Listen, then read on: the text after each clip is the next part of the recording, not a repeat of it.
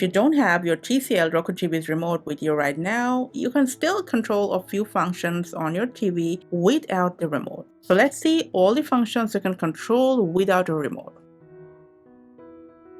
Alright, so if you tilt your TV slightly, as you can see, you'll find a multifunction button underneath the TCL logo.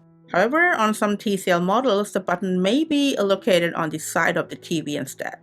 So while the TV is on, if you press the button once, you can bring up the on-screen menu at the left-hand side, where you'll see options like home, different types of HDMI inputs, PlayStation, stuff like that, and also power off. For example, if your PlayStation, Xbox, or another HDMI device is connected to any of the ports, its input will appear in this list. So keep pressing the multifunction button to cycle through the available options. So when the option you want is highlighted, simply stop pressing the button, release it, and after a moment, the TV will automatically select it.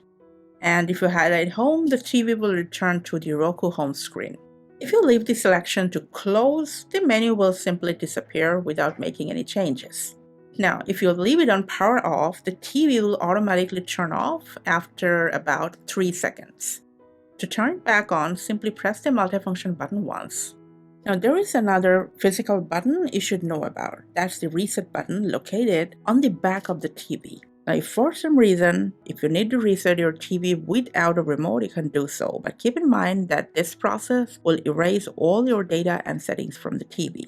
So right under the USB port, there is the reset button. If you use a pen or paper clip and press and hold the reset button for about 15 seconds, this will reset and then restore to the initial setup screen, allowing you to set it up from scratch. And if you don't want to rely on these physical buttons, we also have a video showing how to control your TCL Roku TV with a virtual remote on your phone. So be sure to check that out if you want. That's all for today. See you at the next one.